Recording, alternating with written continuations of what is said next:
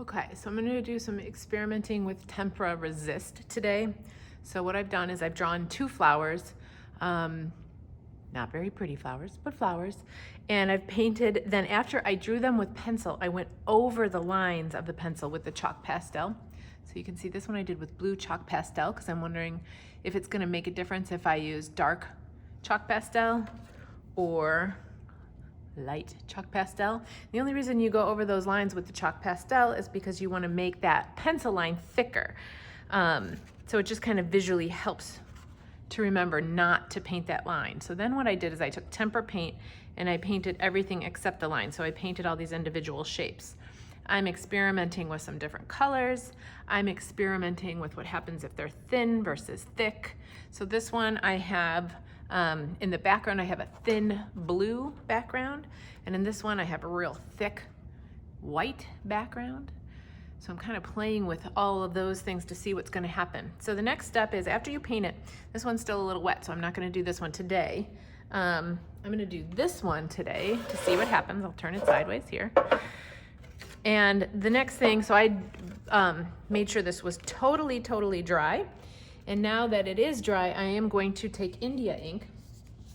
So I just have this waterproof India ink is what it's called, drawing ink. And I am going to cover this entire thing with the India ink.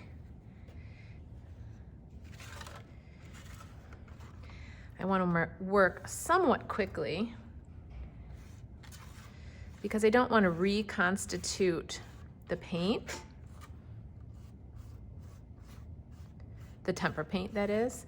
I want the tempera paint to resist the ink, and essentially what's supposed to happen is that the ink is supposed to replace sort of that blue chalk pastel. So you can kind of see it start to work there. So I'm not going to rub that tempera too long because then I'll sort of wash it off, and I don't want that to happen. So I'm going to leave those like that.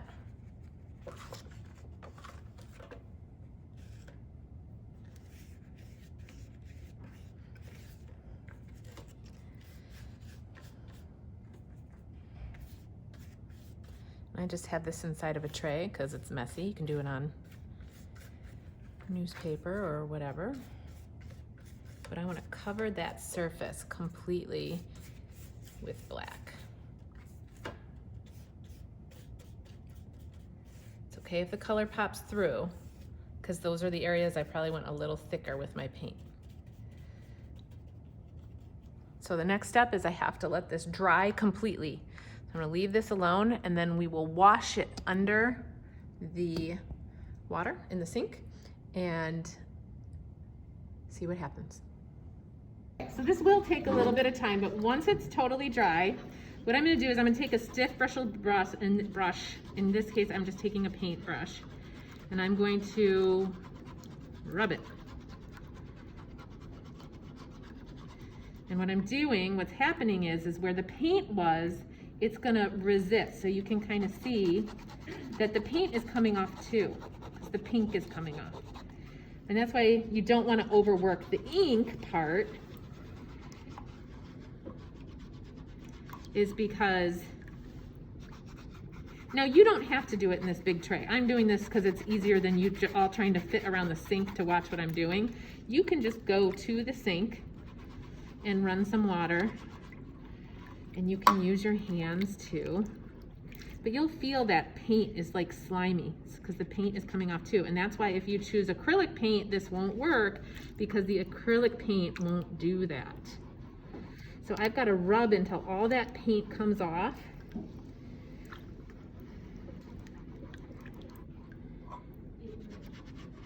And that's why we're using this super thick watercolor paper too.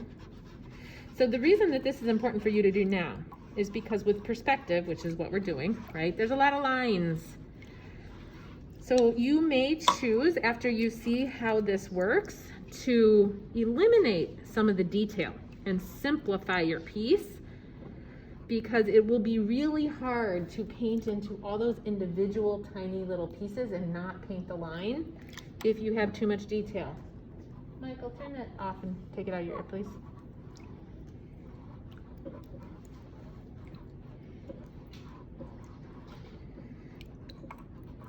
Now, I'm gonna just kind of quit there, but I don't have to. I can work this more and start getting even more of that black off, but that's kind of the look that we're going for, is it's got that little bit of that, you know, dirty feel. But so I could keep working this, but you're already seeing, like, look, I did thick and thin blue, and look at how much more black it is if I don't put enough paint to resist it. So it's not so much about like brush stroke, but the red, it didn't matter. And the pink and the white came through fine, thick and thin. But the blue and the yellow, not so much, right? So that's what we're testing today. We're testing our colors. We're testing to see if it matters, if we do thick or thin.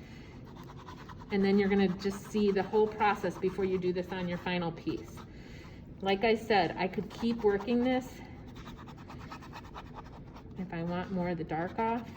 But generally speaking, that's kind of the feel of the piece, is that you get those streaks and things kind of in there, right? So you can kind of see that. Does that all make sense? Okay. Thanks, Michelle.